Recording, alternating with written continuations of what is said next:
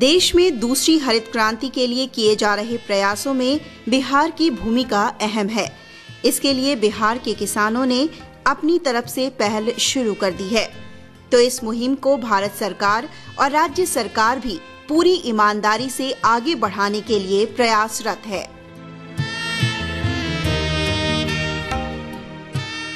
इस लक्ष्य की प्राप्ति के लिए बिहार जैसे पिछड़े राज्य के किसानों को आगे लाना आवश्यक है और बिहार में भी खासकर कोसी जैसा क्षेत्र जो बाढ़ की विभीषिका से प्रभावित रहे हैं, उन पर विशेष ध्यान दिया जाना नितांत आवश्यक है।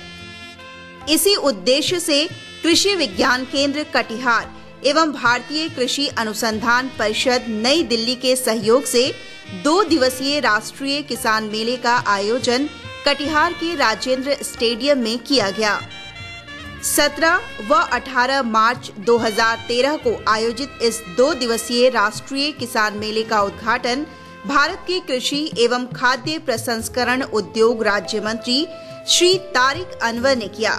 इस दौरान आए हुए किसानों को संबोधित करते हुए श्री अनवर ने कहा, मुझे विश्वास है कि इस मेले से, इस आयोजन से जो हमारे किसान भाई हैं उनको बहुत हद तक लाभ मिलेगा, क्योंकि इस प्रकार का जो आयोजन होता है या मेला लगाए जाते हैं, उसके पीछे मकसद यही होता है कि जो हमारे वैज्ञानिकों के द्वारा, अनुसंधान के द्वारा जो भी नई जानकारी प्राप्त होती है, जो भी नया शोध होता है, नई खोज होती है, उसको किसानों तक पहुंचाया जाए और उसका अधिक से अधिक हमारे किसान भाई लाभ उठा सकें। हमें इस बात की खुशी है कि बिहार सरकार ने इसमें पहल की है। जैसा अभी बताया, निखिल बाबू ने बताया, हमारे विधायकों ने बताया, उसके आंकड़े दिए। ये अच्छी बात है कि हमारे बिहार के अंदर कृषि पर विशेष ध्यान देने की कोशिश हो रही है और ये जरूरी भी है, क्योंकि हमारे पास कोई दूसरा विकल्प नहीं है। कटिहार का मैं कर्जदार हूं और ये कर्ज मैं उतारना चाहता हूं। मैं चाहता हूं कि कुछ कटिहार के लिए करूं और उसी की ये कड़ी है जो आज हम यहां देख रहे हैं। लेकिन हम लोगों को कोशिश करनी है। निखिल बाबू ने कुछ सुझाव दिया है कि फूड प्रोसेसिंग की कारखाने यहां लगने चाहिए, जरूर लगने चाहिए। मैं चाहता हूं, अभी मैं जर्मनी गया था, कृषि मंत्रियों का विश्व सम्मेलन था वहां, तो वहां जाकर मैंने जो दूसरे देशों के कृषि मंत्रियों से हमारी जो बातचीत हुई, उससे अंदाजा ये हुआ कि कृषि के क्षेत्र में वो हमसे बहुत आगे है, खासतौर पर फूड प्रोसेसिंग में, क्योंकि जो हम कहते हैं वैल्यू एडिशन, जब तक वो नहीं होगा तब तक हमारे किसानों को उसकी सही कीमत नहीं मिलेगी। हमारे दिन रात हमारे किसान मेहनत करते हैं लेकिन उनको उसकी कीमत नहीं मिलती।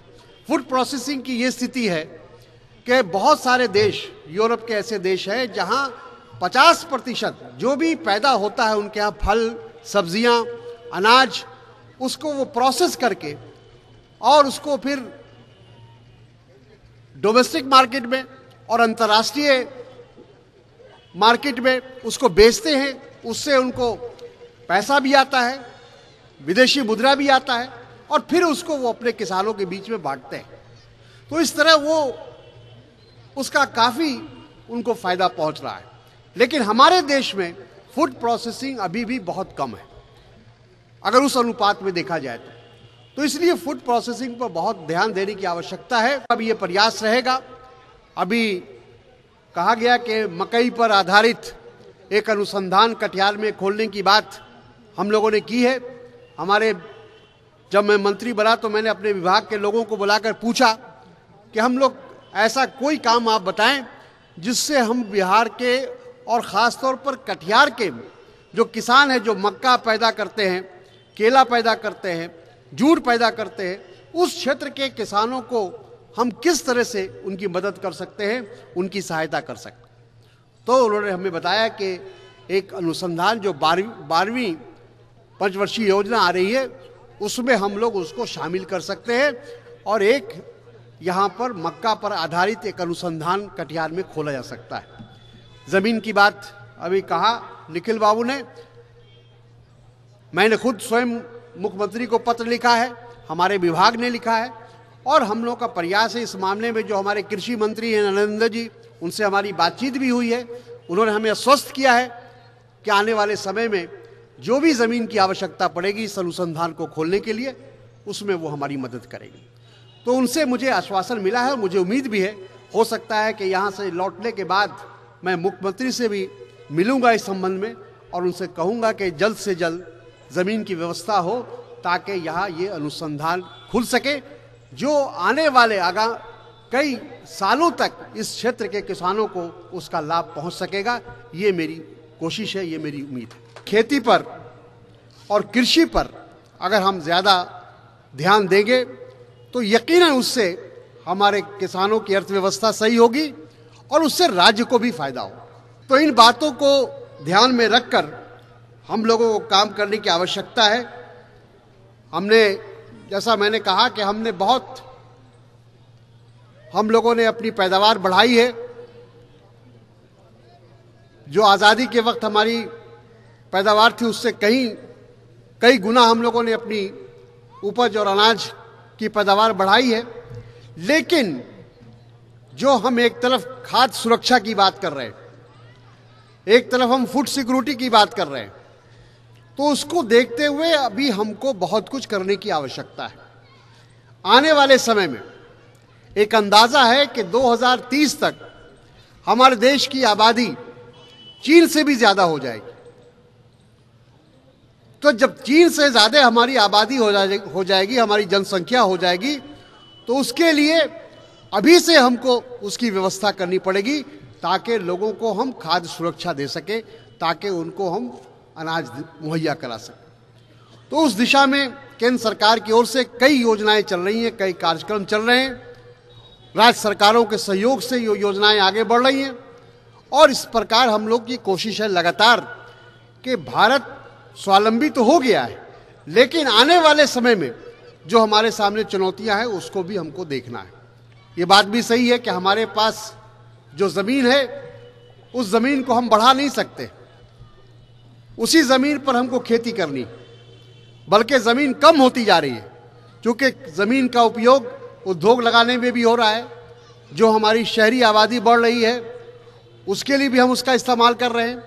तो धीरे धीरे हमारे देश में ज़मीन की कमी होती जा रही है और जब ज़मीन की कमी होगी तो उसको हमको उसी ज़मीन से पैदा करना है और उसके लिए हमको ज़्यादा मेहनत करनी है। हम जब चीन के साथ अपनी तुलना करते हैं, जो कि चीन के बाद जो दूसरी सबसे बड़ी आबादी हमारे देश की है, तो हम हर चीज़ में चीन के साथ तुलना करते हैं। तो जो हमारी पैदावार है कृषि के क्षेत्र में, उससे भी अगर हम चीन से तुलना करते हैं तो हम अपने आप को पीछे पाते हैं। जितनी हमारी कृषि के लिए ज़मीन मुहैया है, जितनी सिंचाई की व्यवस्था हमारे यहाँ है, लगभग उतना ही चीन के पास भी है, लेकिन उसकी पैदावार हमसे दुगनी है। तो ये अंतर है, इसको बांटने की ज़रूरत है और इसको दूर करने की ज़रूरत है। क्योंकि जैसा मैंने कहा कि जिस प्रकार से हमारी आबादी बढ़ती जा रही है तो उसमें हम लोगों को अभी से उसकी चिंता करनी होगी और इसमें हमारे किसान भाइयों का योगदान सबसे ज़्यादा है। और इसके लिए ये हमारे जो कृषि के क्षेत्र में जो हमारे अनुसंधान हैं, जो वैज्ञानिक हैं, उनका बहुत बड़ा योगदान है। बिना उनके खोज के या बिना उनके शोध के ये काम पूरा नहीं हो सकता और इसलिए उनसे बहुत उम्मीदें हैं। हमारे देश के अंदर हजारों जो कृषि वैज्ञानिक हैं काम कर रहे हैं, उन्होंने बहुत सारी चीज़ों का पता लगाया है, बहुत सारी नई खोज लाई है, लेकिन उसके बावजूद भी हम लोगों को और आगे बढ़ने की ज़रूरत है। उसको कोशिश करनी है कि हमारे जो ये खाद की जो समस्या है वो हमारी दूर हो सके।